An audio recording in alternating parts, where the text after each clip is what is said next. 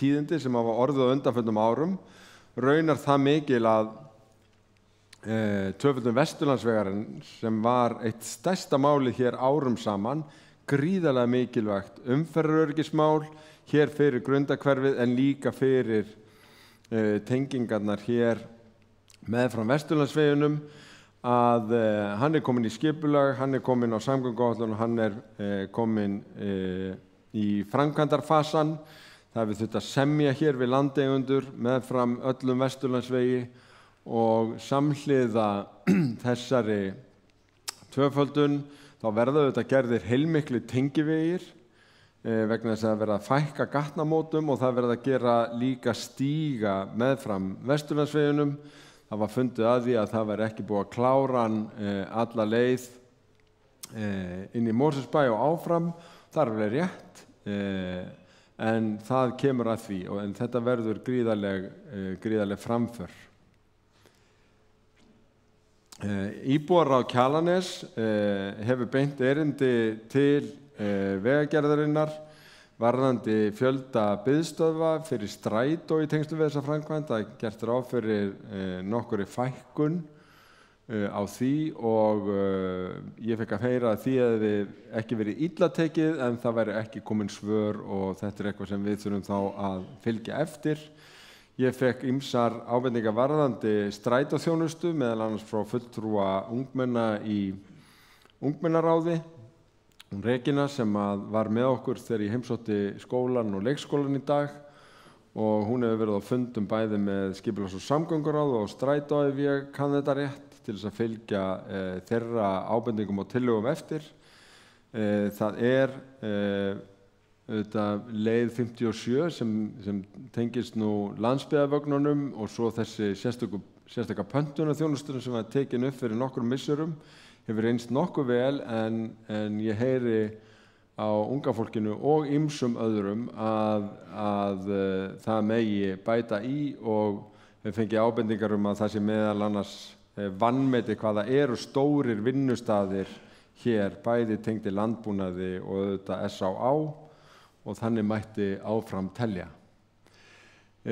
Hámarkshraðaáætlun, það var raunar engar breytingar hér í fyrsta fasa hámarkshraðaáætlunar sem nær yfir alla borgina en hugsunin með henni er að huga því að hraðinn verði ekki óhóflegur inn í íbúðahverfum, sérstaklega ekki þar sem börn eru á ferð. Og í áfanga 2 er verið að huga að því að lækka vallargrundina úr 50 í 40 og Hofsgrund austan Jörfagrundar úr 50 í 40. Og hér er hámarkshraðakort, það er auðvitað komin 30 km hverfi víða í borginni nú þegar, en það er svona verið að huga að því sem eftir stendur og er talið skapa hættu í nærumhverfinu. Það er líka heildstæð hjólreiðaáætlun fyrir borgina. Það er kannski fyrst og fremst þessar tengingar með frá Vesturlandsveginum sem er stóra málið hér og er á áætlun. Þetta eru einar 190 milljónir og núna koma fjármunir í hjólreiðaverkefni Reykjavíkurborgar ýmist af fjárfestingaráætlun borgarinnar eða úr samgöngusáttmálanum sem við erum með ríkinu og síðan er það sem kallast annað sem eru þá önnur verkefni í samvinnu við ríkið sem eru ekki í samgöngusáttmálanum og þetta er eitt þeirra. Ég var að nefna Vesturlandsveginn hérna áðan. Hinir stóru fundurnir hafa líka verið nokkrir sem fjalla aðra stóra samgönguframkvæmd sem er Sundabrautin og hefur auðvitað lengi verið kallað eftir hér og lengi verið talað en kannski ekki náðst það hefur enginn tekið í hornin á þessu fyrir núna síðustu ár að Reykjavíkurborg og samgönguráðuneytið hafa unnið mjög ötullega að undirbúningi Sundabrautar, valkostagreiningu og náð að ná sátt mikilvægar forsendur í þessu máli. Þannig að það er nú á leið í undirbúning skipulags og umhverfismats þar sem verður valið á milli kostana varðandi þverun Kleppsvíkur Það sem að við náðum fram í samkomulagi við samgönguráðherra var meðal annars það að hugmyndir að gera þetta í 2 áföngum þannig að ekki yrði farið alla leið í framkvæmdinni, að þær hafa verið settar til hliðar, þannig að það öruggt að það verið farið alla leið í þessu. En þið muni kannski að það voru bæði hreyft hugmyndum að fara bara hingað og niður í Grafarvog eða byrja hér, og hvoru tveggja báðar þessar hugmyndir í raun fjallu í mjög grýttan jarðveg í Grafarvoginum, því að þá hefði verið hætt á því, ekki satt, að þeir sem ef það hefði verið bara komið norðan að þá hefði fólk þurft að fara í gegnum íbúðahverfin í Grafarvogi til þess að komast á Sundabraut, en út úr Grafarvogi þessa leiðina ef hún hefði bara endað hér í þessum fyrsta áfanga. Og það eru fleiri svona atriði sem náðust fram. Það má eiginlega segja umræðan þennan hluta sé meira hönnuð eða þroskuð, og það hefur svona verið gengið út frá því að þetta verði einfaldara, en þetta eru samt töluverðar framkvæmdir. Þetta eru 2 dálítið miklar brýr og í raun 3 og síðan ýmist brú eða göng á fyrsta kaflanum. Samgönguráðherra var með dálítið sniðuga glæru þegar við vorum í Ráðhúsinu að ræða ýmis stór samgöngumál á dögunum, og þá var að draga fram hvað það hefði verið unnið ötullega að þessu núna undanfarin misseri, og í raun lagður grunnur að því samkomulagi sem við undirrituðum síðastliðið sumar, og það sem framundan þá núna hönnun, umhverfismat og skipulag og síðan útboð, en það gert ráð fyrir að þetta verði í einkaframkvæmd, að það verði greiddir í raun vegtollar til að standa undir framkvæmdinni, og framkvæmdin sjálf það umfangsmikið að talið að hún taki 5 ár eftir að næsta fasa í undirbúningi og útboði lokið, þannig að hún geti opnað fyrir umferð í kringum 2030-2031. Ég ekki með jafn flotta glæru og ráðherra, vegna þess að næsta glæra honum var sú að hann sýndi síðan samanburð á því hvað væri búið að vinna mikið í þessu undanfarin ár og hvað það væri búið að tala mikið þetta frá 1975 á þess að margt gerðist. Þannig og það er nú dálítið til í því hjá honum, en eins og ég segi að þá þarf að hafa samráð í hverju skrefi, meðal annars hér upp á Kjalarnesi. Það eru örugglega einhver álitamál sem tengjast því hvernig Sundabraut kemur hér inn, en ekki síður gagnvart þessum stóru hverfum, Grafarvogi og Laugardal, sem í raun settu fótinn niður þegar það átti að fara af stað með útfærslu sem stórir hópar íbúar í þeim hverfum töldu að ógnaði beinlínis lífsgæðum sínum með aukinni umferð innan hverfanna og svo framvegis, og ég hef fulla trú á því að með þessari vanduðu vinnu og góða grunni að þá séum við að koma þessu máli í alvöru farveg sem það hafði ekki verið í áratugum saman, satt að segja, þó að ýmislegt hefði verið fullyrt eða svona, ég hef nú lýst því þannig að mér leiði alltaf eins og alltaf þegar einhver samgönguráðherra lenti í vandræðum út af einhverju allt öðru máli, þá vildi hann fara að tala Sundabraut, en svo var það ekkert mikið meira en það. En við getum komið betur inn á Sundabraut ef einhverjar spurningar vakna hér í umræðum. Mér langar aðeins til þess að fjalla framkvæmdir og skipulag, og ég hef bara fundið þetta mjög sterkt fyrir því hér í samtölum mínum við fólk í dag að það ekki síst kallað eftir framkvæmdum, þar að segja bara lóðaúthlutunum og íbúafjölgun. Fólk hefur áhyggjur af því að börnum hafi verið að fækka í skólanum, sem alveg rétt. Hæstu tölu sem ég heyrði í dag var 193 nemendur hér fyrir nokkrum árum. Einhver vildu meina að þetta hefði verið 191 nemandi, en það er ekki stór munur þar á. En núna þegar að nemendur eru í kringum 100 og þar af 20 úr Kjós, að þá er það auðvitað fækkun. Það er fækkun eins og við höfum séð í skólum Grafarvogs og einhverjir hreyfðu því að það væri svona kannski undirliggjandi ótti að það þyrfti að loka skólanum ef hann yrði of lítill, og það viljum við að sjálfsögðu ekki, og þess vegna kallað eftir framkvæmdum og fjölgun íbúa aftur. En fyrsta myndin, núna sé ég hver næsta mynd og það eins og ég sem vera að kynna lóðin, ég bara að fara að birta mynd af dælustöðinni sem var opnuð 2017, sem tengist þess ekki beint en sannarlega framkvæmd og mikilvæg, en við vitum að það uppbygging mjög víð í borginni. Borgin hefur verið að stækka 2500 íbúa á ári undanfarin ár, 12.000 manns síðustu 5 ár, sem þetta algjört met, en við sjáum fram á þéttingu byggðar mjög víða, meðal annars í Grundarhverfinu.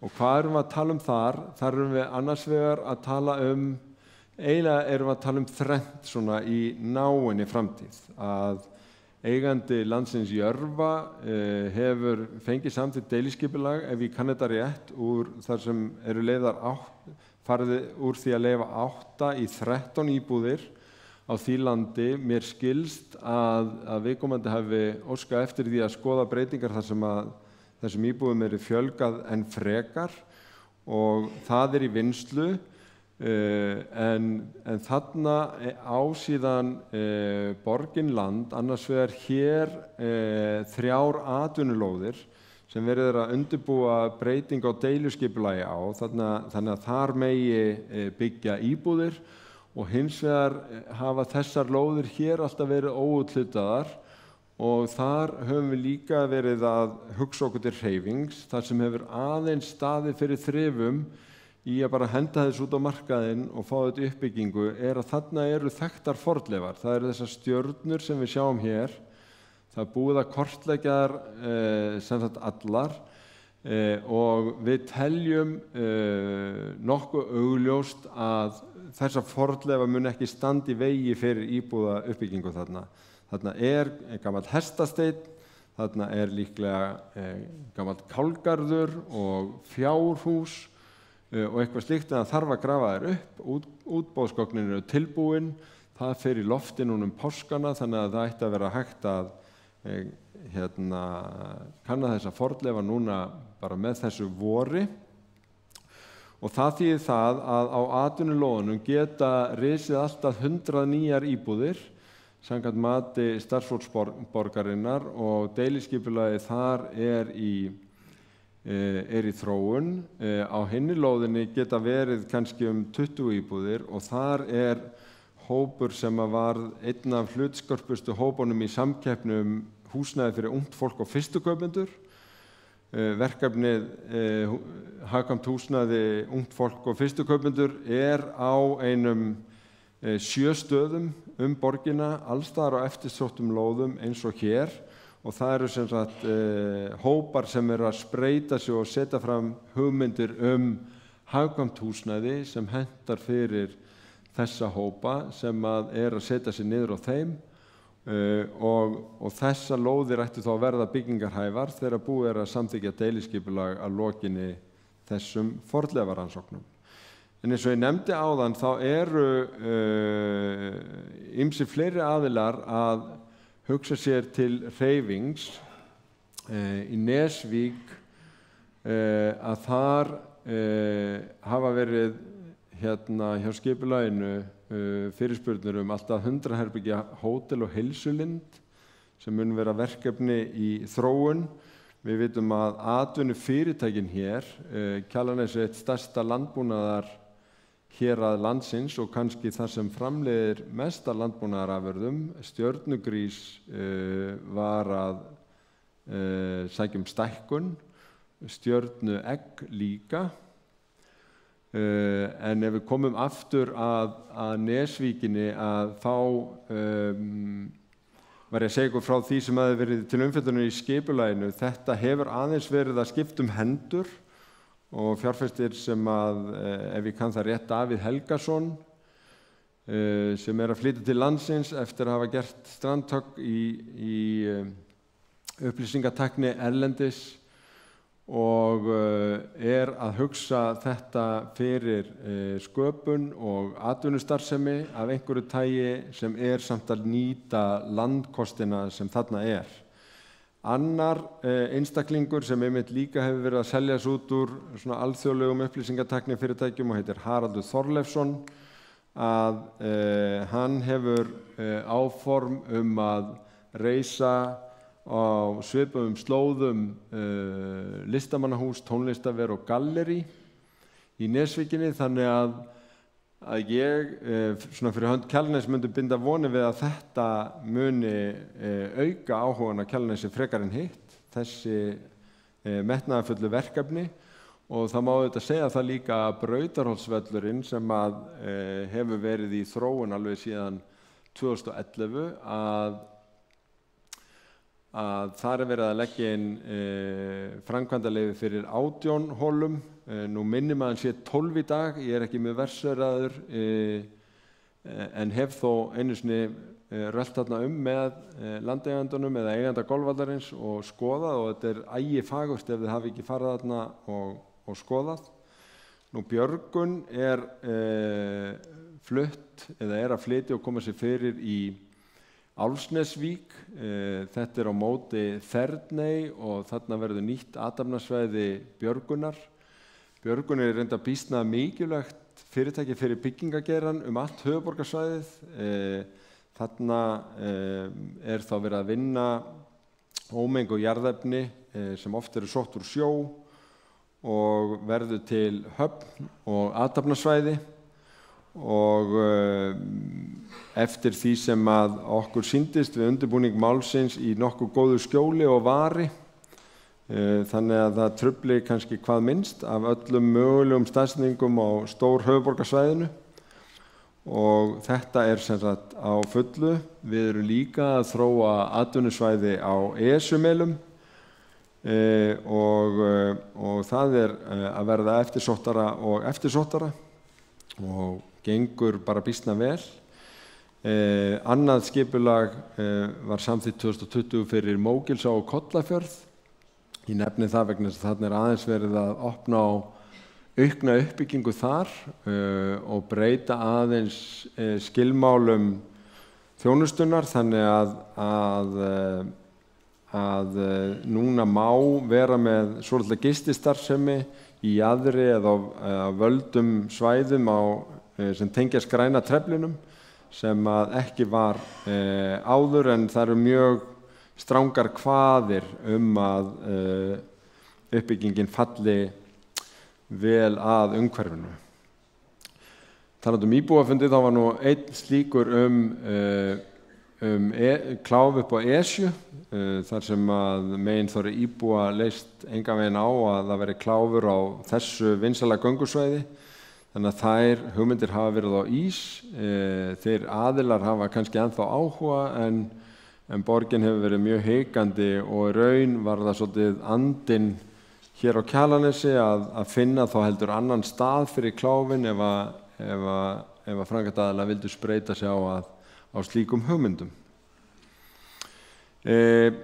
Nú Hólalandi, þar var deiliskipulagt samþykkt 2019 fyrir samfélagsþjónustu sem getur verið á opnum svæðum, og ég hygg að sú starfsemi heitir núna Andrastaðir og komin í uppbyggingu, en ég skal ekki alveg sverja fyrir það að ég fari rétt með það nafn, en það mjög falleg starfsemi sem fyrirhuguð á Andrastöðum og kemur til móts við ungt fólk í vanda og ekki vanþörf á slíkum úrræðum og þjónustutilboðum. Örstutt Blikdal, það hafa verið vangaveltur meiri skógrækt í Blikdal. Ég hef svolítið verið hugsi yfir því að ég held að allir séu sammála að hér í Esjuhlíðu mætti gjarnan rækta meiri skóg, og við náðum saman samkomulagi milli Skógræktarfélags Kjalarness og Skógræktar ríkisins fyrir nokkrum árum að fara í þetta. Það hefur einhvern veginn ekki alveg komist á flug, þannig að við höfum verið að ræða það við Skógræktarfélag Reykjavíkur að koma inn í þessa mynd og nýta hugmyndafræði loftslagsskóga sem við höfum verið að þróa með þeim, gengur út á það að í raun fá vottaðar kolefnisbindingareiningar í tengslum við skógrækt undir merkjum loftslagsskóga Reykjavíkur, og eitt af lykilsvæðunum gæti þá verið hér í Esjuhlíðum sem gæti haft jákvæð áhrif á skjólmyndun, og ef að við veljum þessu góðan stað verið bara býsna mikil prýði, en það eru ýmis ónýtt tækifæri til skógræktar hér og meðal annars í Blikdalnum. Ég sagði að það væri góð sátt skógrækt og plönum skógrækt í Esjuhlíðum. Það er ekki það sama hægt að segja skotæfingarsvæðið á Álfsnesi. Þetta hefur verið langvinnt deilumál. Nú síðast var starfsleyfi fellt úr gildi. Við höfum setið svolítið yfir þessu og þetta er býsna flókið út frá grenndinni.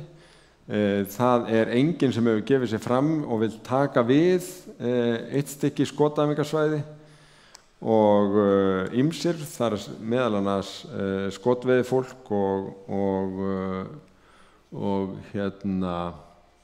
skotveiðifélag Reykjavíkur leggur áherslu á að þetta sé mikilvæg íþrótt og mikilvæg æfingarsvæði fyrir veiðimenn, en hljóðið er auðvitað mjög hátt frá þessu, sérstaklega á vissum stöðum, og það sem er kannski verst, og ég hef heyrt það hér meðal annars frá fulltrúum úr íbúðaráðinu, er að það er einhvern veginn eins og það hafi ekki náðst almennilegt samtal milli ólíkra aðila í þessu og mjög mikil harka á köflum í samskiptum.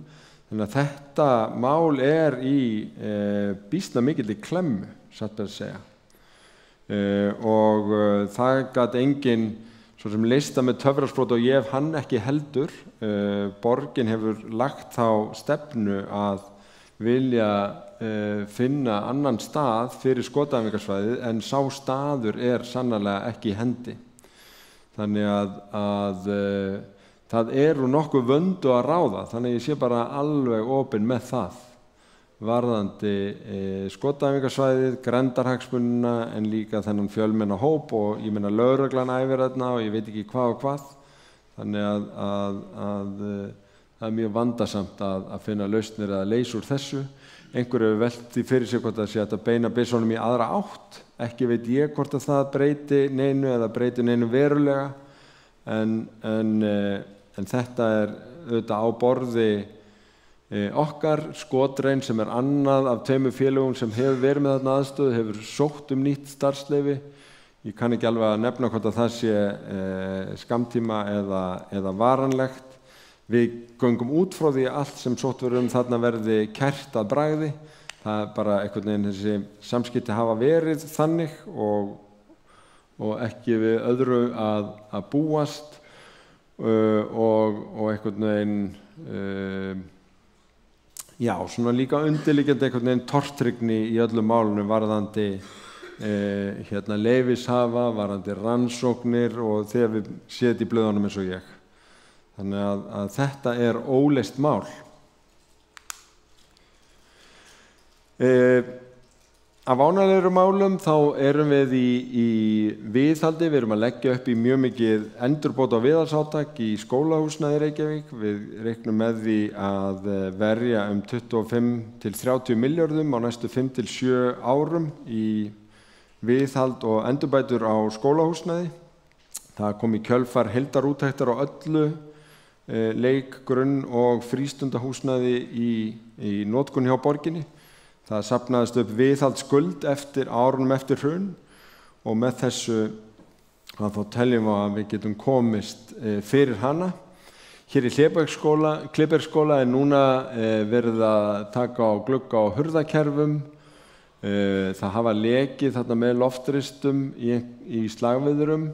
Það er verið að endurnýja útihurðir, taka á hljóðvist, endurnýja gólfdúka, endurnýja kýttun. Það hefur líka verið hugað að íþróttamiðstöðinni. meðal annars það sem á dagskrá hönnun og loftræstikerfi, endurnýjun og þakjárni, þakpappa, þakreinum og niðurföllum, þarna lekur töluvert. Það verið að setja nýtt efni á gólfið allavega í lagnakjallaranum, en ég fekk nú mjög skorinortar ábendingar að gólfið á húsinu sjálfu væri alls ekki nógu gott þegar ég fundaði með ungmennafélaginu þar í dag. En reyndar mjög gaman að sjá kraftinn sem í starfinu. Félagið Aþena hefur verið þarna með æfingar, bæði fyrir stúlkur en líka fyrir krakka, og í ekki stærri skóla að vera með 60 krakka eða svo á æfingum auðvitað mjög hátt hlutfall og athyglisvert. Þannig líka verið að laga hellulögn á Sundlaugasvæði. Ég sé mest eftir því að við ekki verið með gat í dagskrána til að fara í sund, því að með þessi gufa svo girnilega, ég hef aldrei prófað hana. En það líka verið að huga viðhaldi í leikskólunum, og hér í þessu húsi á að endurnýja vatns- og hitalagnir og setja gólfhita, skiptum gólfdúk og glugga. Aðeins hverfi mitt og hugmyndasöfnuna úr henni. Þar voru bekkir við sjó, skógrækt, frisbygolfvöllur sem urðu fyrir valinu, auk æslabelgja. Æslabelgur, ef það var eitthvað svona eitt sem vann hverfakosninguna í allri borginni, þá voru það æslabelginir. Þeir bara voru eiginlega trónu á toppnum mjög víða, og ég held að vera eiginlega bara samþykktir allstaðar. Ég held að verði 3 nýr í Grái og eitthvað svona. Þannig að svona, þegar maður horfir á kort af Reykjavík, þá líður manni eins og sé bara að hoppa í gegnum hana bara á æslabelgjum frá hverfi til hverfis. En þetta svona hraðferð yfir það sem fyrst og fremst tengist Kjalarnesi. Við erum að vinna út frá heildarsýn og langtímasýn. Hún í mjög góðu samræmi við sýnina á Kjalarnes. Við höfum haldið hér fjölda samráðs- og íbúafunda sem mjög margir hafa botnað í 2 orðum, sem sýnin á grænt Kjalarnes. Og það má eiginlega segja að sýnin grænt Kjalarnes hafi komið á undan sýnina á græna Reykjavík og græna planið. Við settum fram græna planið sem viðbrögð við COVID og efnahagskreppunni sem leiddi af því. Með því vorum við að gera tvennt. Við vorum annars vegar að sýna rétt viðbrögð við ágjöf í efnahagsmálum, gefa í fjárfestingum, en beina fjárfestingunum í græna átt, í það sem skiptir máli til þess að ná árangri í loftslagsmálum, fjárfesta í lífsgæðum íbúanna, fjárfesta í því sem eykur lýðheilsu og gerir hverfin okkar að betri hverfum til þess að búa í. Og þarna hangir í raun allt saman: íbúðauppbygging, fjárfesting í innviðum, samgöngurnar, grænu svæðin og svo framvegis. Þannig að þetta svona leiðarstefið hjá borginni núna næstu 10 árin, samkvæmt langtímastefnumörkun okkar.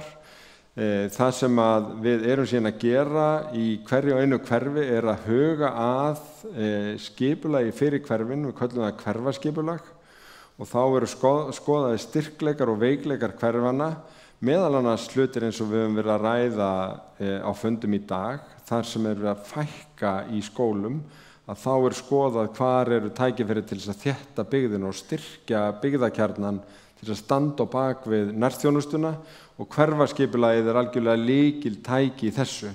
Það þegar búið að samþykkja það í Árbæ og Breiðholti.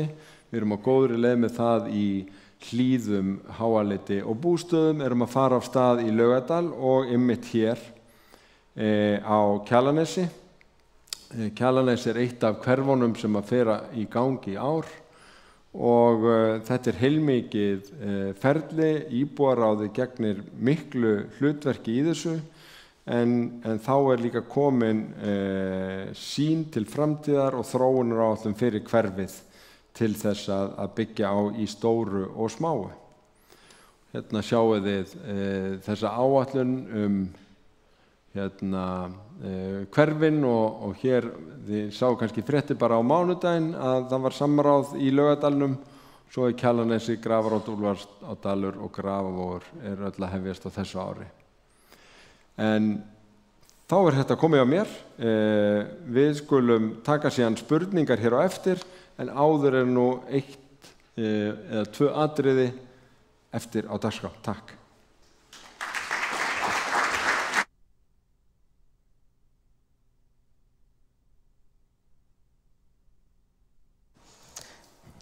Takk fyrir þetta, Dagur. Þá held ég að við bara vindum okkur í næsta atriði í dagskránni. Það myndband. Það var tekið hús á henni Ölfu Freysdóttur sem íbúi á Kjalarnesi. Flokkast svona sem nýbúi að því til, en það verður áhugavert að sjá hennar sýn á hverfið okkar.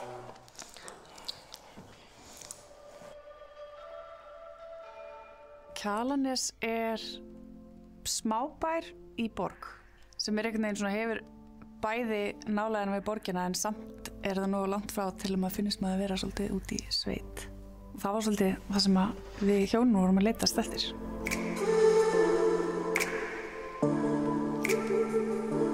Á Kjalarnesi eiginlega svona nánast allt sem að lítill smábær hefur. Það skóli og það leikskóli, það sundlaug og íþróttahús, fallegasti gólfvöllur landsins. Við erum reyndar ekki með verslun, en við erum með Esjuskálann sem svona það sem maður skreppir að mann vantar eitthvað. Og það náttúrulega þessi nánd sem maður finnur frá nágrannanum. Þetta svo lítið samfélag og það svona eflaust flestir sem þekkjast. Þetta rauninni bara eins og að taka bara Reykjavík og smækka það eins og setja það í eitt hverfi. Þetta bara þannig bara öll flóra sem æðislegt. Það auðvelt okkur að sækja í bæinn þar sem við þurfum að sækja í bæinn. En það erfiðara fyrir þá sem búa inn í borg að sækja það sem við höfum heima hjá okkur. Rosalega kraftmikla náttúru. Esjuna í baksýn, flóan fyrir framan okkur. Mest heimsótta heimasíðan í símanum mínum sko Flóð og fjara. Við elskum að fara í fjöruna. Það einhvern veginn bara að vera. Stressfrítt í náttúrunni einhvern veginn. Þetta svo mikil upplifun fyrir krakkana. Það eitthvað óbúslega nærandi við það að horfa út á sjóinn og yfir í borgina og taka þetta inn. Ég áttaði mig ekki á því hvað þetta skiptir mig miklu máli, en ég finn það bara núna. Að mér finnst við höfum meiri tíma. Synir okkar fara stundum ekki upp í bíl í 2 vikur. Við bara löbbum þangað sem við þurfum að fara og njótum þess að vera saman. Þannig að okkur finnst við vera að græða alveg heilmikið. Og það var líka það sem við pínum vildum. Við vildum svona svolítið þessa værð sem fylgir í. Að geta bara verið á þessum stað og bara notið samverunar. Við erum spennt fyrir framtíðinni. Þú veist, okkur líður vel þarna og okkur langar að verða gömul og krumpið á Kjalarnesi.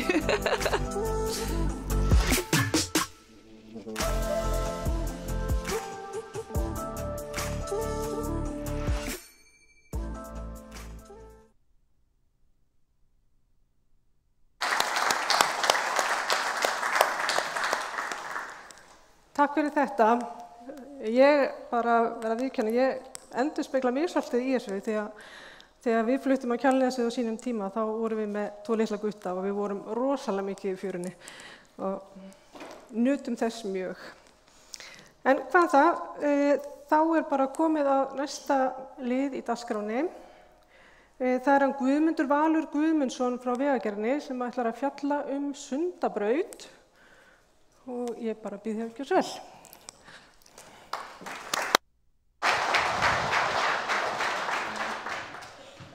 Já, takk fyrir það. Komið sæl. Gaman að vera með ykkur í dag og heyra hverfið ykkar. Ég ætla Reykjavíkurborg bæði að við myndum fjalla svona áhugaefni margra á Kjalarnesi sem væri Sundabraut og eins og borgarstjóri fór yfir áðan þá hafa náðst ákveðnir áfangar í því verkefni síðustu 1-2 árin og ég ætla svona helst að reifa fyrir ykkur helstu niðurstöður starfshóps Sundabraut sem hefur verið að störfum síðustu 2 árin eða 1-2 árin. Sundabraut hefur náttúrulega verið lengi í deglunni og töluvert mikið unnið í henni en kannski frá 2007, 8, 9 hafi lítið gerst þar til að það var tekið upp aftur 2018, 19 þar sem verið að fara yfir eldri valkosti og meta hvaða leiðir verður færar í verkefninu Og í þessum starfshópi voru þá fulltrúar Vegagerðarinnar, fulltrúar Reykjavíkurborgar, Faxaflóahafnir voru aðilar að verkefninu sem var mjög mikilvægt, enda mikill hagsmunaaðili, og svo var þá fulltrúi Jón Kjartan frá Samtökum sveitarfélaga á höfuðborgarsvæðinu. Þessi hópur hóf störf í júní 2020 og skilaði okkar greinargerð fyrir rúmu ári síðan, í janúar 2021, að undanskilinni félagshagfræðilegri greiningu, arðsemisgreiningu, og þetta höfum við kynnt síðan, bæði í borgarráði og í febrúar 2021. Borgarstjóri og samgönguráðherra, þeir undirrituðu yfirlýsingu um Sundabraut í júlí síðastliðnum, eða fyrir síðastliðið sumar, og svo undir hatti starfshópsins að þá gerðum við greiningu í samgöngulíkani höfuðborgarsvæðisins og það sem við vorum að fara yfir helstu á félagshagfræðilega greiningu. Þannig að við skiljum þessari starfshópurinn í lok árs 2021 til ráðuneytisins og lauk þar með störfum, en sem var heldur mikið og áfangi í verkefninu.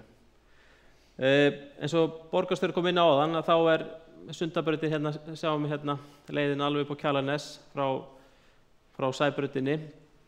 Það eru tvær meginleiðir sem voru eftir að hafa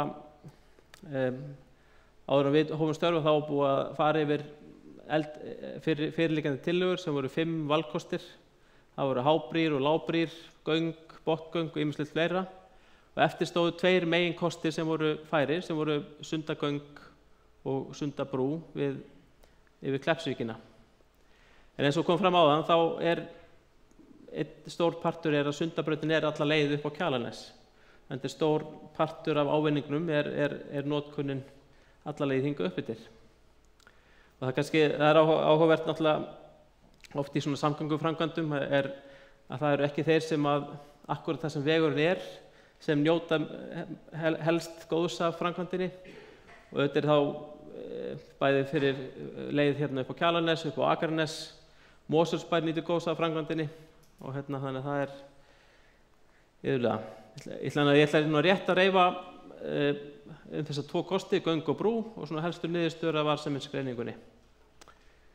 Hér sjáum við mynd af Kleppsvíkinni, sjáum Faxaflóahafnir í Sundahöfn til vinstri, hvernig korti hér, og svo mynd af Grafarvoginum og Gufunesinu. Ég ætla rétt að útskýra það sem Sundagöngin Sundagöng, eins og þau voru sýnd, að núna vorum við að endurmynda alla valkosti í Sundagöngum.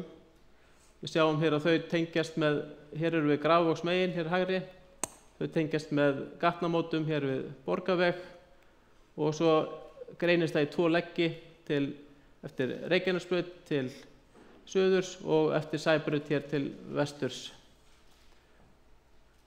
Áður fyrr í eldri tillögum að þá voru göngin töluvert lengri, og með þriðju tengingunni sérstaklega við höfnina sem ekki metin þörf á í dag.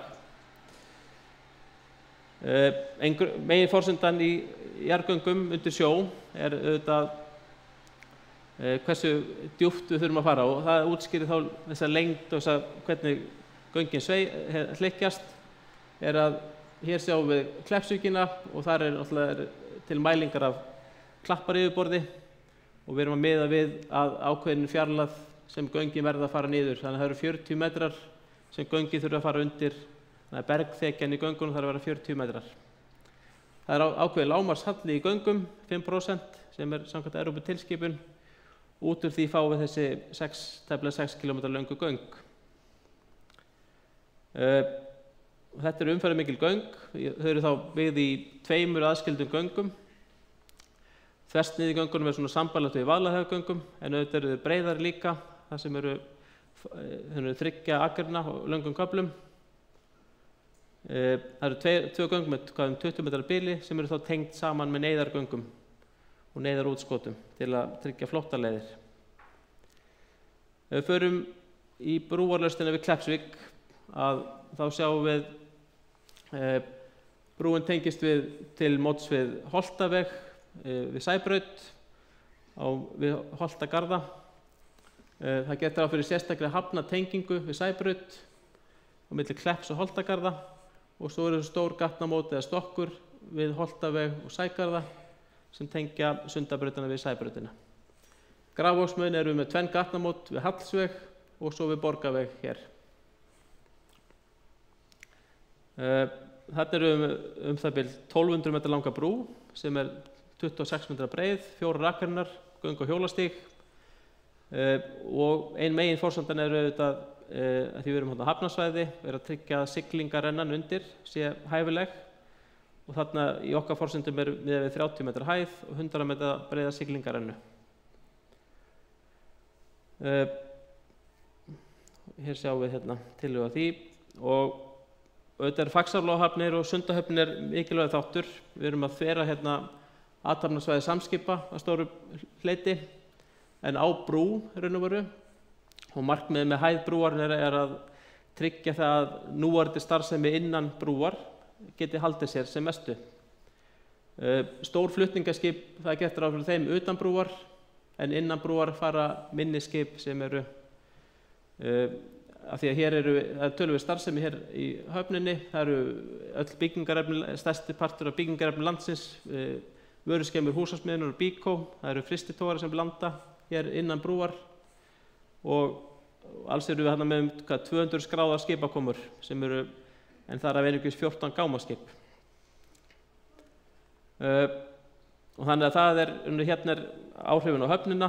Við erum með rúmlega 200 skipakomur en stærsti partur af þeim er undir þessum 30 metrum og þess vegna fáum við þessa hæð. En þetta á eflaust eftir að breytast í þessu ferli framundan eða verða yfirfarið. Við erum með Sundabraut frá Gufunesi upp á Kjalarnes alla leið og hér er nú myndir frá eldri vinnu frá 2009 sem sýnir hvernig leiðir voru þveraðar með 2 brúm, vegur fer Álfsnes og svo yfir Kollafjörðinn. Þannig að í þessari vinnu hjá okkur nú síðasta árið það var lítið átt við veginn frá Gufunesi og upp á Kjalarnes, heldur við stuðst við eldri vinnu að mestu leyti. En það förum við nú að skoða aftur núna. Hér er önnur sambærileg mynd frá 2009. Kostnaður við Sundabraut, hann var yfirfarinn og endurmetinn fyrir þessa valkosti og þá fannst að það sem gerir ráð fyrir Sundabrú við Kleppsvík að þá er heildarkostnaðurinn tæpir 70 milljarðar en Sundagöngin er 83 milljarðar. Þannig munar 14 til 15 milljörðum á þessum 2 valkostum. Og hér séum við að þverju Kleppsvíkur er stærsti parturinn en þessi frá Gufunesi upp á Kjalarnes er 25 milljarðar raun og veru fyrir hvort sem er göng eða brú. En af hverju eru að byggja Sundabraut? Það er auðvitað þetta verið að bæta þessar samgöngur á norðurhluta höfuðborgarsvæðisins. Það er verið að stytta ferðatíma og vegalengdir, auka umferðarrýmd á svæðinu, létta á umferðarþunga, Höfðabakka, Gullinbrú, Ártúnsbrekkunni og ekki síst í Mosfellsbænum. Það er verið að tengja norður og vesturland við höfuðborgarsvæðið betur, tengja Grafarvog og auðvitað er þetta mikið hagræði fyrir atvinnustarfsemina að stytta leiðir og koma nýju laun við á. Við förum örlítið yfir í félagshagfræðilega greiningu þar sem verður að meta til fjár ávinning Sundabrautar og vega á móti kostnaði og rekstri. Og þar vorum við að skoða bæði brú og göng, brú með mislægum vegamótum, Sundagöng og hér eru sjálfsög niðurstöðurnar á kortinu sjáum þið úr samgöngugreiningu og samgöngulíkani höfuðborgarsvæðisins að þegar og þar er maður að sjá að við erum með alltaf 45.000 ökutækja á Sundabraut yfir Kleppsvíkina. Þetta er þá umferðarspá til lengri tíma eftir þegar svæðisskipulag höfuðborgarsvæðisins er 2034 fullbyggt og framkvæmdir samgöngusáttmálans eru inni. Hér er gert ráð fyrir alltaf 17.000 ökutækjum í Kollafirðinum efst við.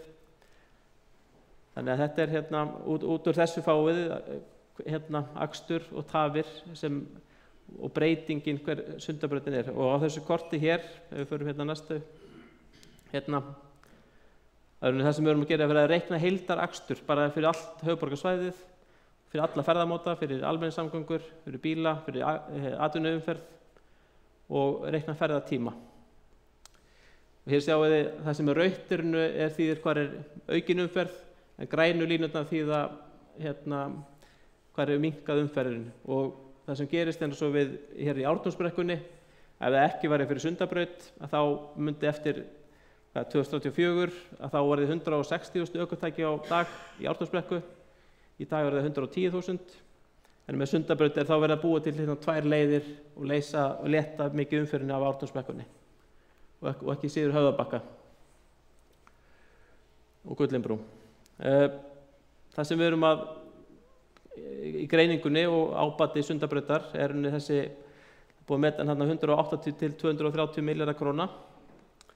Þannig það sem mun meiri heldur en þessi kostnaðurinn. Og ekki síður erum við þá minni útblástur kolefnis, það minni umferðarhávaði og minni mengun sem þá metin sem jákvæð áhrif einnig. Og þetta þá greining sem gerð til 30 ára fram í tíman. Tökum aðeins bara göng og brú.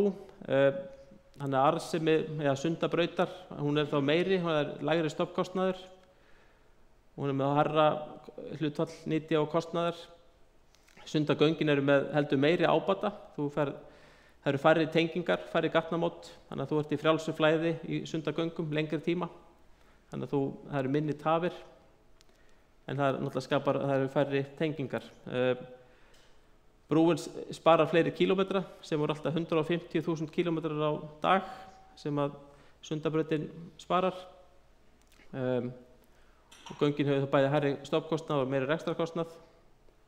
En megin niðurstaðan náttúrulega að Sundabraut, hvort sem það jarðgöng eða brú, hún náttúrulega hefur mikinn samfélagslegan ávinning fyrir okkur. Nú hlaupa fram í þessari greiningu hérna. En það sem eins og var í yfirlýsingu borgarstjóra og ráðherra í síðastliðið sumar, það var jafnvel staðfest í stjórnarsáttmála ríkisstjórnarinnar að þetta stefna að Sundabraut.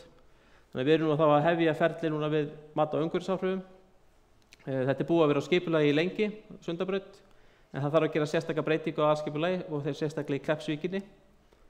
Og þarna farið yfir undirbúningstíma sem talin 4 ár við undirbúning, rannsóknir og hönnun, breytingar á skipulagsáætlunum og svo þá framkvæmdatíminn 4 til 5 ár. Sundabraut hefur verið nefnd sem hluti af lögum samvinnuverkefni í vegagerð sem var samþykktu á Alþingi árið 2020. þar sem að Sundabraut var eitt af 6 verkefnum sem það voru tilgreint.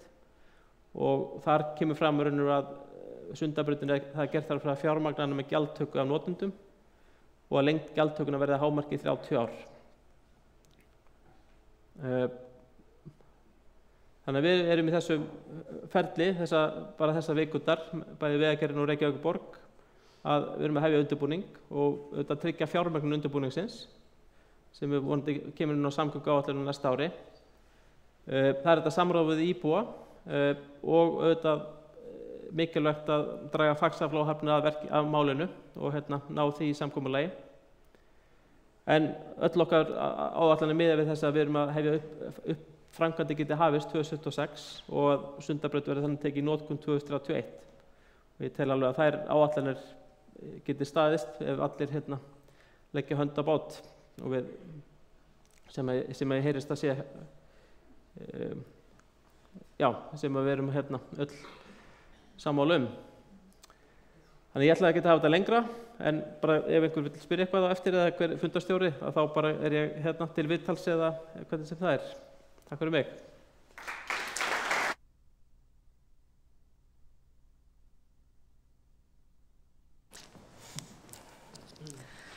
Takk fyrir þetta, Guðmundur. Þá komið að liðnum sem að allir hafa beðið spenntir eftir og það spurningar úr sal. Bjarni Brynjólfsson ætlar að aðstoða í því ferli. Ég ætla bara að ítreka að við erum í beinu streymi. Þið þurfum að biðja orðið og þegar þið fáið orðið þá talið í míkrofón og passa að tala vel í míkrofónin þannig að það heyrist vel í streyminu. Það mjög hvimleitt að fylgjast með streymi þar sem maður heyrir engar spurningar, bara svör. Þannig við ætlum að gera þetta flott og eigum við ekki bara að hefja leika. Já, fyrirgeðu, og biðja fólk að kynna sig áður en það ber fram spurningarnar. Ég ætla bara að hefja leika, gjörðu svo vel. Gísli heiti ég, Tryggvason, og lögmaður íbúasamtakanna. Mig langar að beina stuttri spurningu til borgarstjóra. Ástæðan sú að margir íbúar á Kjalarnesi telja ekki hafi staðist forsendur sameiningar við borgina sem var ákveðin fyrir aldarfjórðungi síðan og jafnvel að lofur það hefur verið svikin. Og mig langar þess vegna að spyrja borgarstjóra hvort hann sé hlynntur því eða til greina komi að bæta úr þessum forsendubresti með því að nýta fyrirliggjandi lagaheimild til þess að breyta samþykktu Reykjavíkurborgar þannig að kosin verði eins konar heimastjórn íbúa hér á Kjalarnesi sem fari með ákvörðunarvald í tilteknum málum eða málaflokkum eins og það orðað í sveitarstjórnarlögum. Og þá ég ekki að tala eitthvað íbúaráð eða hverfisráð eins og hefur starfað sem svona samráðs- eða umsagnaraðili heldur eiginlegt ákvörðunarvald í héraði sem við höfum kallað heimastjórn svona sem vinnu heiti. Takk. Já, takk fyrir Gísli. Mér finnst þetta áhugaverð umræða. Við tókum hann aðeins í samtölum okkar hérna í dag við íbúaráðið. Það má kannski, á þess að ég ætla að fara að gera að löngu umræðefni sem brostnar forsendur og þá held ég að mjög margt hafi enga síður gengið eftir og það mjög margt sem gengur vel í Kjalarnesi. Hins vegar finn ég áhyggjurnar eru af fækkun barna í skólunum og að bakland þjónustu sé að veikjast og þessar raddir heyrði ég skýrt og greinilega. Þegar sameiningi varð á sínum tíma að þá var kannski umræðan nákvæmlega þennan hlut ekki eins þroskuð eins og hún kannski núna. Þetta var áður en við stofnuðum hverfaráðin og fórum að gera tilraunir í grenndarlýðræði Reykjavík, en líka finnst mér áberandi, þó ég þekki það ekki í smáatriðum, að í stóru sameiningunum eins og fyrir austan og svona, að þá hefur verið gengið svolítið lengra að geyma í raun eða svona halda einhvers konar nefndum eftir á minni stöðunum sem fara þá með eitthvað vald og ég ætla alls ekkert að útiloka að geti leynst einhver módel þar sem geti verið áhugaverð fyrir okkur varðandi Kjalarnesið. Þannig að ég held að við þurfum bara að halda áfram þessari umræðu. Ég tók vel eftir því að hér gengum menn svo langt að fara að kljúfa eða jafnvel sameinast einhverjum öðrum sveitarfélögum í umræðunni og það getur verið snjallt til þess að vekja athygli á einhverjum tilteknum málstað. Ég ekki mér finnst þetta svona praktískari nálgun að ræða eitthvað af þessu tagi, þannig að ég bara væri spenntur að heyra meira og nákvæmlega hverja væntingarnar væru, þú veist hvers konar mál væri verið að tala og svo framvegis. Þannig að ég ætla ekki að útiloka neitt á þessu stigi því að mig grunar að það séu þarna fleiri leiðir heldur en voru kannski umræðinu fyrir meir en 20 árum.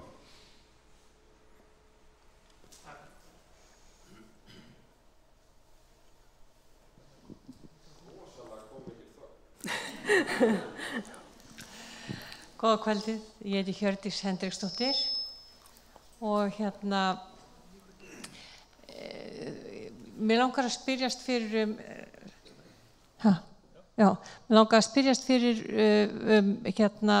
nú fyrirhugað að leyfa byggingu hótels við Esjurætur, þar sem Esjustofan í dag, ef ég skildi þetta rétt. Og í dag, sérstaklega á sumrin, þegar mikil umferð þarna af göngufólki, þá þetta svo áhættuatriði að komast frá bílastæðunum við Esju og yfir á brautina, Vesturlandsveginn. Og mér finnst í raun og veru eftir að hafa fylgst með þessi mörg ár bara mest að lukka að það skuli ekki hafa orðið stór slys þarna. Og mér langar að spyrja, ég veit að Sundabrautin á kannski eftir að leysa þetta, en hún eftir 9 ár. Og einhver áform að gera eitthvað í millitíðinni? Já, takk fyrir góð spurning. Ég myndi nú kannski ekki kalla þetta áform hótel. Í gildandi skipulagi, ef ég man þessa tölur rétt, er leyfðir 1400 fermetrar og í 9 hugmyndunum þeir 2400. Það þá allavega ekki stór gististaður, en kannski hægt að gista fyrir einhverja. Ég held að vinsældir bara þessara gönguleiðar og þessar staðar kalli á að við skoðum þetta með Vegagerðinni alveg tímalaust, og Guðmundur Valur nú með okkur hérna í salnum, bara út frá umferðaröryggi. Ég tengi alveg við þær áhyggjur sem þú ert að nefna og kann bara ekki alveg að svara því hvort að tvöföldurinn á Vesturlandsveginu nái svo langt að það séu einhverjar lausnir. Ég held nefnilega ekki, ég held að stoppi þarna aðeins áður.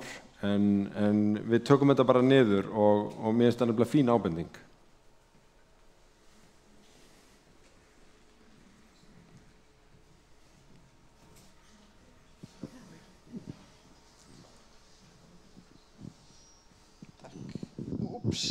Bara mikrofón.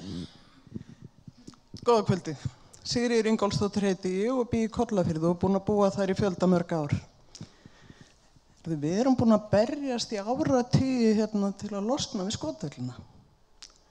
Og það öllum það ljóst hér inni og mér heyrðist ekki borgarstjóri vera laus við áhyggjurnar okkar, en við höfum kallað eftir samráði.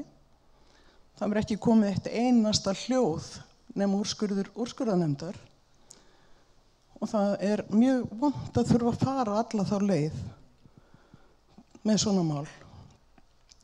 Þannig að mín spurning núna svo, hvenær verða skotvellinir, jarðvegurinn, fjaran og sjórinn hreinsuð af allri þeirri mengun sem safnast hefur á svæðunum í öll þessi ár. Það spurning nummer 1. Númer 2. Hvaða ráðstafanir hefur heilbrigðiseftirlit Reykjavíkur gert til að framfylgja eftirlitshlutverki sínu með hreinsuninni? Það klárt í lögum starfsleyfi að þegar starfsleyfi ekki lengur fyrir hendi, að þá hreinsa svæðið. Númer 3. Getum við íbúarnir átt vona að skotvellirnir verða opnaðir að nýju eftir áratuga kvartanir, kærur og mótmæli með undirstrikum aðallega vegna skotkvella sem bergmálast Esjuhlíðarnar úr klettunum, og þetta mikil hljóðmengun. Það mikil þungamálsmengun í jarðvegi þarna og það sjórinn og það fjaran fyrir neðan, það kajakaraðarar inn í Kollafirðinum. Þetta í rauninni engan veginn ásættanlegt. Og ég bara treysti því að þessi fundur taki undir þetta og borgin fara að vinna því að sameina hugsanlega skotfélög á höfuðborgarsvæðinu sem gæti hugsanlega verið laust til að byggja upp almennilegt skotveiðisvæði sem í sátt við náttúruna og sátt við það fólk sem í nágrenninu. Lögreglan flutt út á Keflavíkurflugvöll með sína skotæfingar. Það umhverfisstofnun sem að borga skotveiðifélögunum fyrir að skjóta þarna blýin út í allar áttir. Þetta getur ekki gengið og ég treysti á þetta. Takk fyrir.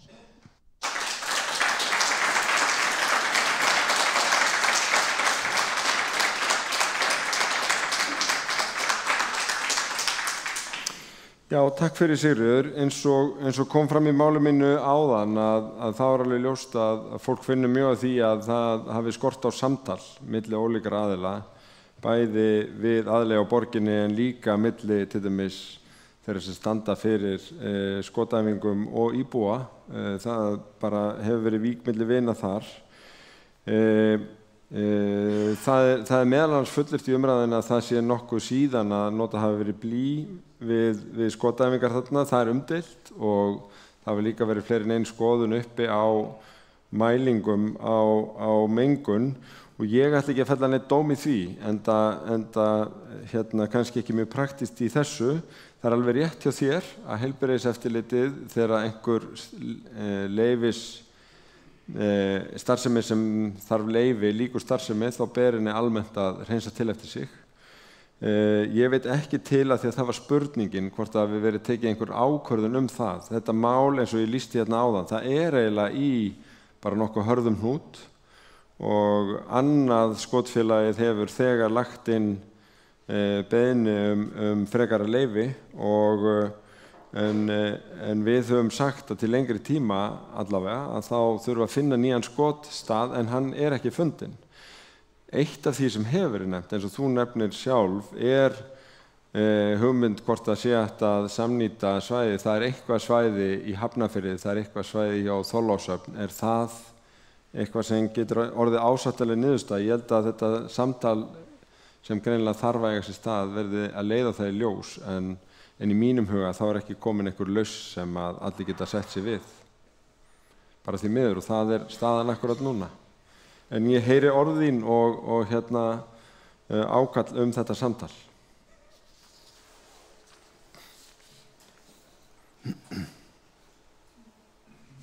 Góða kvöldið, Ásta Þórdís Skjaldal heiti ég og íbúi hérna í Grundarhverfi. Þegar að sameiningin átti sér stað hérna fyrir 20 og einhverjum árum síðan að þá var mikið talað að þetta væri framtíðar byggingarland Reykjavíkur. Og eitthvað hefur verið byggt, já, en mér finnst ég bætaði við líka að mér finnst alveg frábært að það eigi að fara að byggja sérstaklega fyrir ungt fólk, en það ekki nóg. Ég spyr hvenær verður uppbygging hvenær verður úthlutað lóðum fyrir einbýlishús, fyrir raðhús, fyrir svona fjölskylduvæn, stórfjölskylduhús. Hvenær fáum við að stækka hverfið fyrir fjölskyldufólkið? Við vitum að það skortur í Reykjavík. Við erum að missa unga fólki okkar, ekki bara úr hverfinu, heldur úr sveitafélaginu, sem að okkur þykir mjög sárt. Það slegist allar eignir á Kjalarnesi, sem að segir okkur að ekki bara börnin okkar vilja búa heldur fleiri á svæðinu vilja búa hérna. Þannig að hvenær fáum við lóðir fyrir þess áttar hús? Takk fyrir.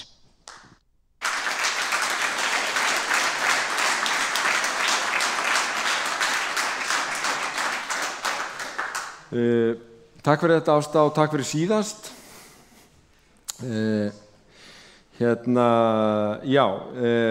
Bara til þess að vera alveg heiðarlegur með það ef þú tala framtíða byggingaland sem þú veist að byggja allt Álfsnes og þú veist eins og stundum var rætt á þessum árum að þá það ekki framtíðarsýn borgarinnar í aðalskipulaginu. Hins vegar erum við með mjög skýra sýn á sjálfbær hverfi. Og tölurnar sem við erum búin að vera að ræða í dag og þróunin hér með mikilli fækkun barna í skólanum segir mér að Grundarhverfið ekki sjálfbært í núverandi stærð. Þannig að það þarf að stækka og ég bara sammála því. Þessar lóðir sem ég kynnti hér áðan eru þá fyrstu skrefin þar sem næst í tíma í því og mér finnst að hverfaskipulagið sem unnið alltaf í samráði að svara því hvar best að byggja. Nú eru sum lönd reyndar í einkaeigu og önnur kannski í eigu borgarinnar, þannig að það svona mishægt vik, en bæði gerir borgin það stundum að leysa til sín lönd eða kaupa þau til uppbyggingar og ég held að sé bara alveg rétt metið á þér að á stað eins og þessum með þennan karakter getur verið bara mjög ákjásanlegt til dæmis að finna staði fyrir einbýlishús og raðhús og parhús og þessa fjölbreytni sem ég held að fólk sé að leita að. Þannig ég held að við göngum alveg í takt í því þó að ég get ekki einhvern veginn spila því út nákvæmlega hvar einbýlishúsalóðir og raðhúsalóðir.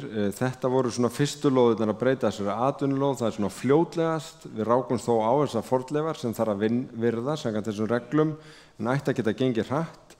og síðan vonast ég bara til að fá jafngóða mætingu þegar við setjumst yfir hverfaskipulagið og finnum út úr þessu, því að það er lykilatriði í hverfaskipulagi að greina, eins og ég sagði, styrkleika og veikleika, hvað þarf hverfi til þess að vera sjálfbært, og grundahverfið að mínum mati, það var það kannski einu sinni þegar voru bara stærri fjölskyldur og fleiri börn í hverri íbúð, en núna búum við svolítið rýmra, börnin flytja heiman, fólk ákveður að eldast í sínum húsum og þá þurfum við að bregðast við með því að þétta byggð, og ég hef aldrei verið talinn andstæðingur þess og verð það ekki heldur hér.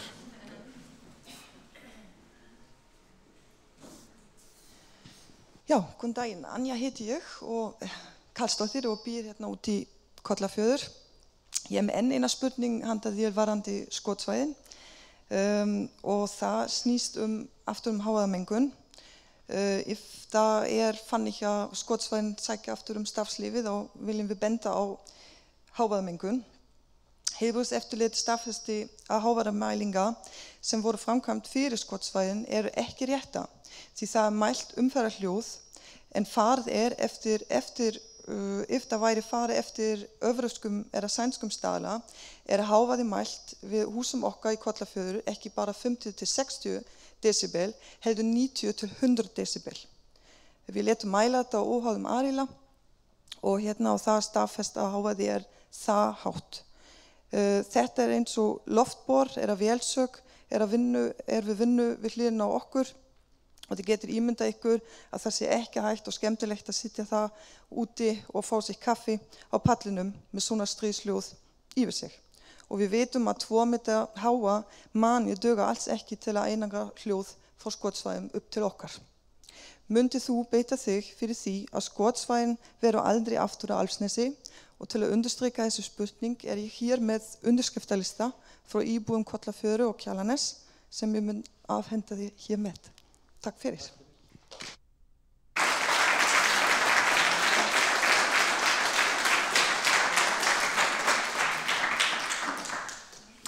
Takk fyrir þetta, Anja. Já, þetta var reyndar, þið eru með bara mjög vel skipað íbúaráð, þannig að ég hafði fengið spurn af því að það væri álitamál uppi hvernig hljóðið og hávaðin væri mældur, og það væri greinilega fleiri en ein mælaðaferð og fleiri en eitt viðmið sem notað alþjóðlega. Það var aðeins nýtt fyrir mér, en kannski hefði ég mátt vita það, eða þannig að við höfum auðvitað vitað að við viss hús, allavega eitt, að þá mældist endurkastið úr klettabeltunum það hátt að borgin gekk svo langt að kaupa húsið og þinglýsa kvöð á það að það væri mjög mikill hávaðar og seldi það svo aftur. Kannski voru það mistök, ég veit það ekki, því að þar var auðvitað vitað að það væri hávaði frá skotsvæðunum. En ég hygg nú að ef þessum ábendingum komið til heilbrigðiseftirlitsins, þá vinnur heilbrigðiseftirlitið eftir reglum og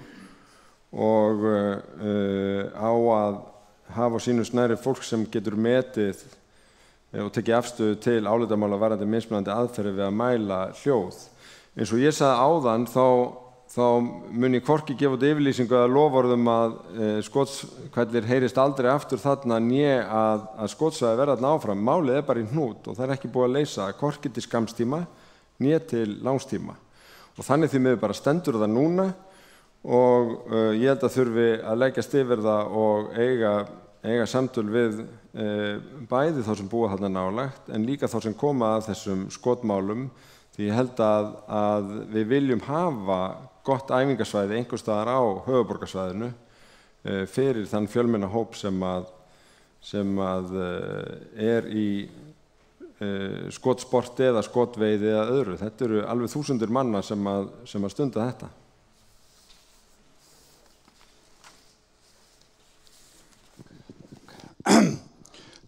Kristinn Gylfi Jónsson heiti ég og kem hérna frá Brautarholti á Kjalarnesi og hef búið í Nesvík síðustu 3 ár og reynda að vera í Vesturbænum þar í 25 ár.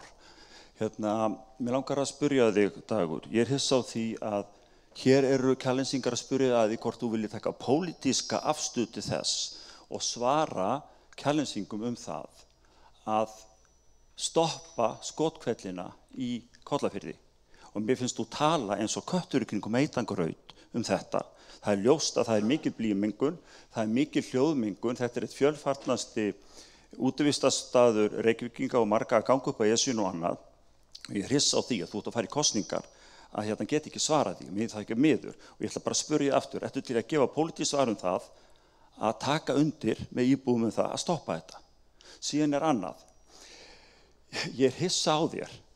Sko það 5 ár á morgun síðan komst hérna síðast og helst fund og sagðir í haust byrjum við á hverfaskipulaginu. Það 5 ár. Það sama þú ert að segja núna.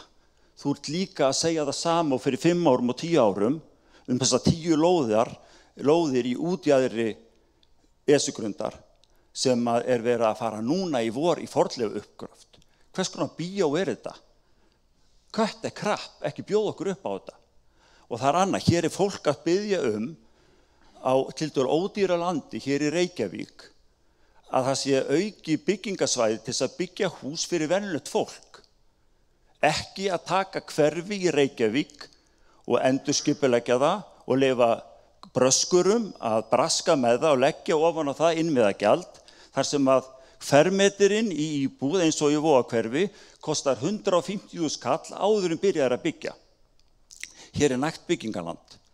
Hér nægt byggingarland í eigu einkaaðila sem að borgin gæti, ef hún vildi, veita brautagengi til þess að byggja, auka úrræði fyrir venjulegt fólk til að byggja yfir þak yfir höfuðið. Það þannig að bæði hér með Kjalensinga og líka í Reykjavík að 3. og 4. kynslóð Reykvíkingar þurfa að fara í önnur nágrannasveitarfélög með að byggja upp efnahag til þess að geta komist aftur í heimabyggðina. Þetta staðreyndin. Og nú ert þú að fara í framboð aftur, sem sagt, og hér frambóður annarnda frambjóð, og ég segi bara það, þetta gengur ekki. Spurningin viltu beita þér fyrir því að einkaaðilar og aðrir, sjáu þið hérna, hér Eggert Jörfa. Hann búinn að bíða í 4 ár með að byggja upp þar fyrir 50 til 60 íbúðir, með þess að hlut sem þú kannski ekki komið inn á hérna, sem að lagði fyrirspjót núna, það búið að bíða í 3 ár, á sér akkur að búið að bíða í 3 ár. Það vegna þess að þegar hann kom með deiliskipstilaugur fyrir 3 árum, þá voru embættismenn hjá borginni sem sögðu, þú ert að biðja að skipuleggja land sem þú átt ekkert. Og hann þurfti að fara í málaferli við borgina, sem tók 2 ár, að leiða til lykta það að hann átti land sem hann átti upp að Brautarholtsvegi og keypti 1964. Hér var lagður loksins göngustígur eftir Brautarholtsvegi, eftir að við vorum búin að horfa í 10-15 ár á hælisleitendur og fleiri, labba sikkur megin á veginum, ljóslaust og annað, og þegar að loksins göngustígurinn kemur eftir 2 ár, eftir handónýtt íbúðaráð hérna, handónýtt í gegnum árin, þá var borgin lagði upp með að taka eignarnámi land sem ekki ennþá búið að úrskurða og bæta, hvorki króki né hofi. Þetta til skammar. Og hvernig getur þú komið 5 ár aftur seinna og farið með sömu ræðuna? Og ég spyr, fyrir hvernig þéttingarstefnan og hverju að búið öllum kupunum í borginni? Ég spyr bara, það rugl.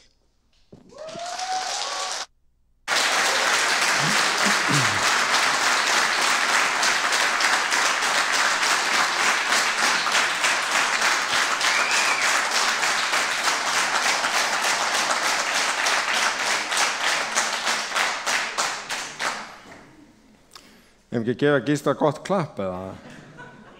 Já, þetta var mikil ræða og ágætt. Auðvitað kannski freistandi fyrir stjórnmálamann rétt fyrir kosningar að standa frammi fyrir fullum sal af fólki á Kjalarnesi sem vill heyra eitthvað tiltekið svar skotkvelli sem ég veit alveg hvert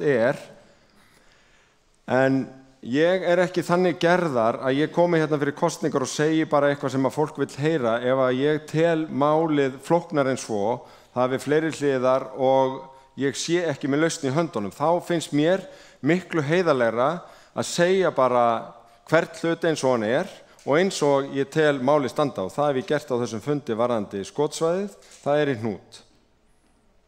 Og ég ekki tilbúin að gefa loforðum eitthvað ef að ég haldi að málið sé flóknara en svo. Það svo ekki rétt að ég hef fyrir 5 árum talað þessa tilteknu lóðir. Ég hef kynnt þær á svokallum íbúðafundum síðastliðið haust sem eitthvað sem í farvatninu. En ég held að þetta séu þar lóðir sem eru næst í tíma hér og ég held að tækið sem best sé til þess að skilgreina eins og hún Ásta var að spyrja áðan, hvar eru kjörlóðir fyrir einbýlisrað og parhús, hér næst hverfinu. Ég held að veri ekki skynsamlegt skipulag að í raun dreifa byggð víða á einkajörðum allt Kjalarnesið. Ég held að það veri ekki gott. Heldur frekar að hugsa hvernig við getum gert Grundarhverfi sjálft að sjálfbærri einingu og sem best. Ég þekki ekki álitamálin varðandi eignarhaldi í tengslum við Jörfa, en ég þykist vita það að þar hafi komið skipulag með að fjölga uppbyggingunni svolítið, engar 50, en ég heyrði úr 8 í 13 og það lægju inn í fyrirspurnir frekari aukningu sem eru einfaldlega til meðferðar. Síðan það rétt hjá þér, alveg hárrétt að Brautarholtsstígurinn sá langþráði stígur, það tók tíma að semja við landeigendur því að jafnvel þó þetta væri svona mikið framfaramál, þá gengu þeir samninga bara ekki vel og sumpart bara alls ekki. Og þrautalendingi var svo að við fengum landið og þetta fór til úrskurðarnefndar. Þannig að loksins stígurinn kominn, en mér finnst heldur ósanngjarnt að segja að það hafi bara verið borgarinnar mál, en ekki líka hinna sem við þurft að semja.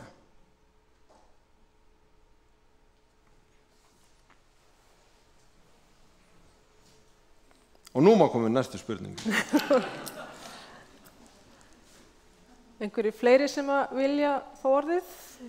Já, hérna á öðrum bekk. Nú, já, ok. Ég sé ekki gegnum vegginn hérna því mér, þannig að...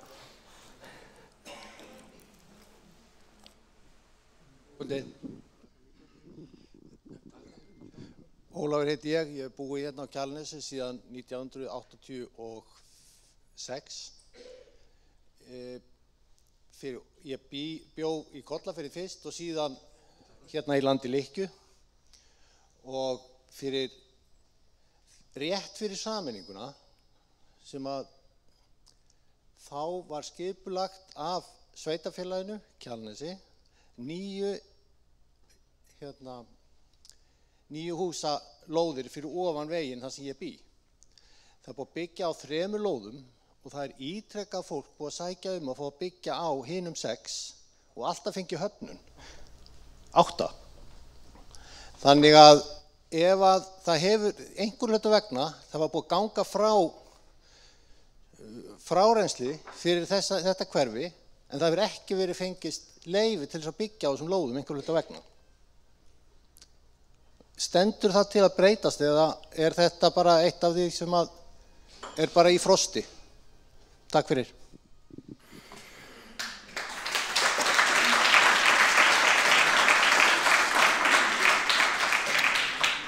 Já, takk fyrir Ólafur, þessa spurningu og ábendingu. Ég þekki aðeins til á Lykkju, að því að móðursysteminn bjóðar tíma fyrir ekki alls lengi, þar að segja Lykkju 2. En ég vissi ekki af þessum lóðum sem að væru þarna og mun bara kanna það mál og athuga hvort að þetta sé eitthvað sem hægt að skoða hratt og vel. Þannig að ég bara ekki með upplýsingar það. En það sjálfsagt að skoða það.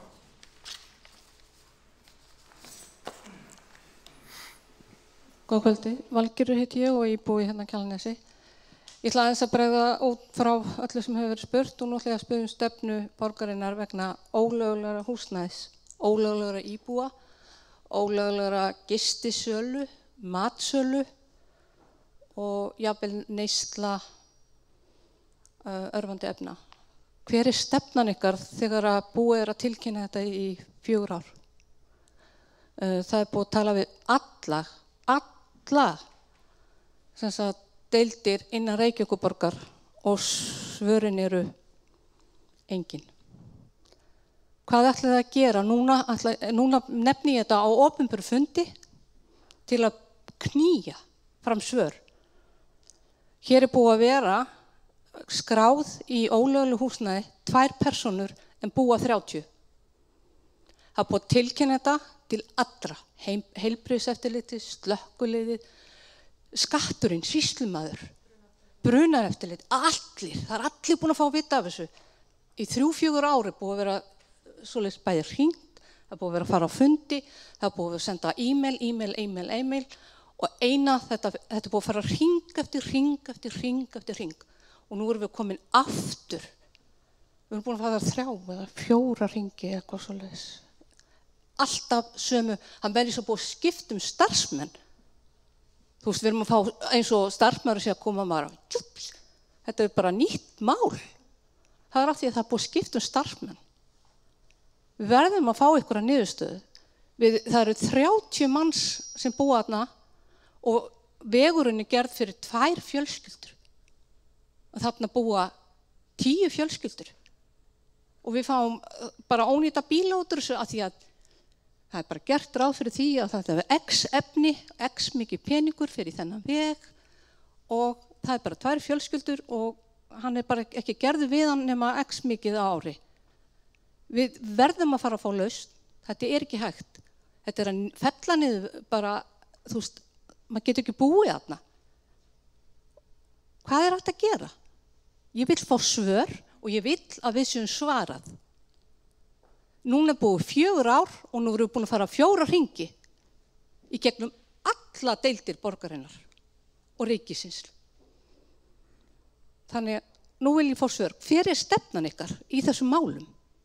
Ólöglega búsetu í ólöglegu húsnæði sem er ekki íbúðarhúsnæði, sala á gistirými sem er allt árið, þetta er bara auglýst opinberlega, sala á mat, þetta er auglýst opinberlega, þetta er allt opinbert, þetta er ekkert eins og þetta sé eitthvað svona neðangrán svona málefni. Ég vil fá svör. Takk fyrir.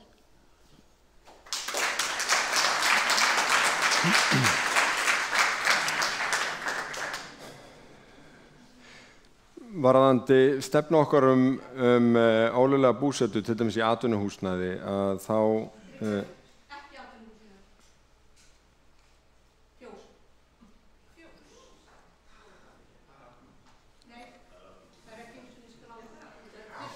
Já, látum liggja milli hluta hvernig fjós er skráð, en varðandi ólöglega búsetu að þá höfum við lagt þá línu í samráði við í raun verkalýðshreyfinguna, eldvarnir og svo framvegis að öryggi þeirra sem búa á hverjum stað sé númer 1. Þannig að ef eldvarnir er í lagi og slíkt er í lagi að þá gegnur öðru máli en ef að hætta steðir að þá beitum við öllum tiltækum ráðum og við gengið svo langt í sumum tilvikum að kæra viðkomandi í gegnum slökkviliðið og það var 2 dómar gengið á undanförnum árum í verstu málunum. Við höfum ekki eins og að fara í það til dæmis á atvinnusvæðum eða iðnaðarsvæðum að loka húsnæði ef það er öruggt. Við erum hins vegar búin að vera að herða skrúfurnar og þrýsta á sýslumannsembættin varðandi ólöglega gistiþjónustu vegna þess að við viljum að því sé miklu betur stýrt og við raun í svona vexti ferðamanna bransans og þá sáum við Airbnb breiðast út í bara mjög mörgum svona hraðvaxtar ferðamannaborgum og bárum saman bækur við þær og fengum í raun gegn lög þannig að nú má bara hafa gistiþjónustu við ákveðnar götur og ekki almennt í íbúðahverfum þannig að og sýslumaður á að framfylgja því. Alveg skýrt það sýslumaður sem á að framfylgja því. Síðan er það heilbrigðiseftirlitið sem hefur eftirlit með því ef það er ólögleg sala á mat og annað slíkt. Mér finnst miður að þegar við ekki fengið bót í þessu tiltekna máli, við erum reyndar að ljúka núna heildarkortlegningu á óleyfishúsnæði á öllu höfuðborgarsvæðinu í samvinnu slökkviliðana, byggingafulltrúaembættanna, ASÍ og Húsnæðis- og mannvirkjastofnunar. Þannig að það kemur á óvart ef að þetta húsnæði hafi ekki verið undir í því ef það er búið að tilkynna það. En kannski getum við átt orð eftir fund og þannig að ég fái bara upplýsingar hvað heimilisfangið og athuga hvort það hafi ekki örugglega verið skoðað í þessari góðu yfirferð.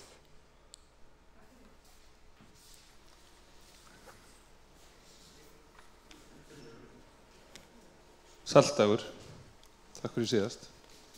Brynjar Karl heiti ég og forsvarsmaður Aþenu sem nýstofnað íþróttafélag á Kjalarnesi og í samstarfi við UMFK. Mér fannst svolítið sorglegt að okkur hafi ekki verið boðið á fundin í dag þar sem við erum með 60 manns að æfa körfubolta í frekar hrörlegu íþróttahúsi, það verður ekki annað sagt. Og spurningin mín til þín við erum með stelpulið sem komið í fyrstu deild í körfubolta og húsið í raun og veru stendur ekki undir að vera löglegt einu sinni fyrir unglingakeppni og við erum eiginlega bara svona aðhlátursefni þegar við reynum að halda fjölliðamót sem í raun og veru gengur út á það að það engin áhorfendaaðstaða, það engin búningsaðstaða til þess að blanda saman fólki sem að fara í sund og sem að fara að keppa. Og við erum búin að vera að takast á við alls konar áskoranir, allt frá því að vera á ólöglegu golfefni í það að vera með mýs sem að éta boltan okkar og hitt og þetta. En það sem að mér fannst eiginlega erfiðast var það í vetur að þá erum við sem sagt komið með þetta lið í keppni og ég svona velta fyrir mér,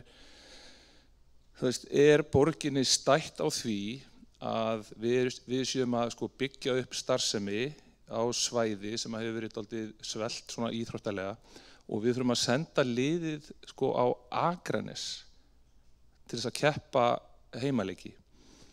Á meðan, við erum komin upp í 60 manna starf og þetta tekur ekki meira. Á meðan að það verið að byggja fyrir milljarða til dæmis í Breiðholti þar sem eru 2 parkettgreinar sem eru með 400 manns sem stunda það og mér finnst svona ójafnvægið í þessu eiginlega bara með ólíkindum og hvernig búið að líta framhjá þessu starfi og nú ég að tala okkar samskipti við IBR og ITR. Ég bara svona pæli, borginni stætt á þessu?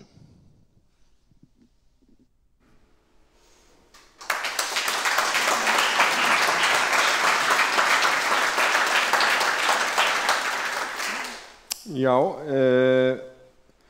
í fyrsta lagi það var nú bara fínt að hafa það með á fundunum. Hann var nú bara undirbúinn þannig eins og í öðrum hverfaheimsóknum að ungmennafélagi, við óskuðum eftir fundum með ungmennafélaginu og óskuðum eftir því að þeir myndu taka þá með á fundin sem þeir vildu og í þessu tilviki varst það þú.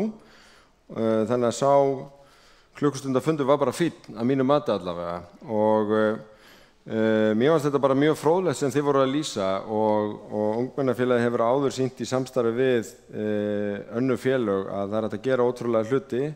Mér finnst þetta magnaður árangur að vera með svona marga iðkendur en ég heyrði alveg að þeir koma auðvitað dálítið víða að. Það verið núna í ákveðnum viðhaldsframkvæmdum í húsinu en það alveg ljóst að það verður seint í núverandi mynd fullburða keppnishús. Það hægt að huga þessu sem var ekki á viðhaldslistanum okkar sem golfefnið og það alveg rétt hjá þér að við höfum verið í gríðarlegu fjárfestingarátaki fyrir börn og unglinga alla borg í Grafavogi, í Breiðholti, í Úlfarsárdal og næst Þróttur Ármann. Þetta fer eftir bara heildarforgangsröðun út frá óskum félagana alla borg sem þó metið eftir ákveðnu kerfi þannig að þar sem að þrengir mest að það fyrst og svo þar fram eftir götunum. Þannig að ykkar starf hefur vaxið mjög hratt og kannski ekki komið þarna í fyrstu sætin á þessum lista en ungmennafélagi kom sínum áhyggjuefnum og óskum bara mjög vel á framfæri á þessum fundi og þarna var með mér Ómar Einarsson, framkvæmdastjóri ITR. Þannig að við tökum þau bara mál áfram. Þú spyr hvort að, ef ég skil spurninguna rétt, hvort að Borgarnesi stætt og hafi ekki fullbúið keppnishús hér, að þá getur vel verið að það þurfa að finna betri aðstöðu fyrir ykkur fyrir keppni, en ég held að skipti mjög miklu máli og mér finnst allavega frábært að æfingar fari fram hér þannig að krakkarnir á Kjalarnesi njóti góðs að því. Það gott fyrir borgin allavega. Þannig að takk fyrir það.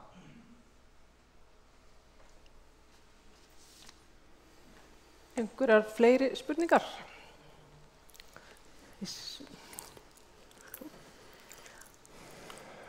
Kristbjörn, ég sá ekki á hann hvort það væri einhver áætlun tenging og hjólastíg niður í Mosfellsbæ. Það alveg rakið. Ég held að það sé alveg tvímælalaust að við eigum, alveg eins og þegar var farið í tvöföldun á Vesturlandsveginum, að þá sögum við, þá verðum við að gera stíg, að þá eðlilegt að halda áfram og hafa þetta samfellt, tvímælalaust.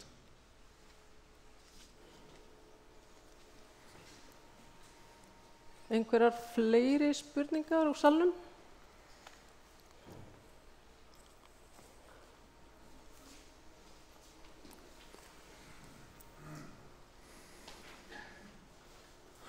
Ef svo ekki að... Jú, Nei, heyrðu, þarna er einn.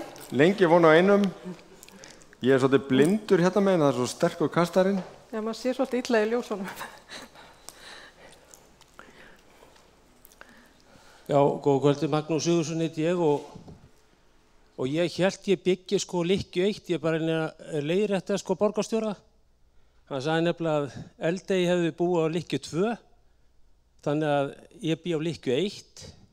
Þannig að ég bara þannig að sjá reynu ég fari heim í rétta húsi sko. En ég var bara að hugsa líka svona... Mér er gott að þú sétt meira með á hreinu en ég allavega, hvar þú býrð sko. En málið er bara það, ég vonaði líka að málflutningurinn sé ekki allir svona hjá þér. Takk fyrir þetta, Magnús.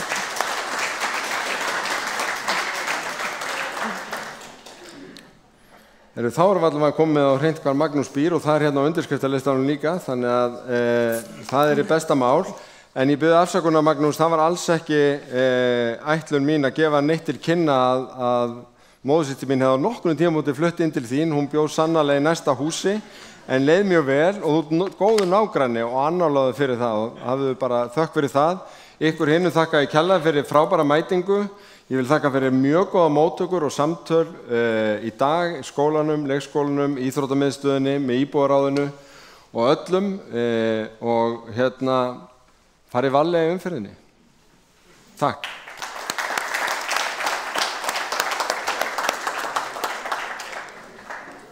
Já, ég vil bara að lokum þakka öllum, bæði þeim sem að fluttu hér erindi og ykkur sem að komið á fundinn. Kynningaglærur frá fundinum.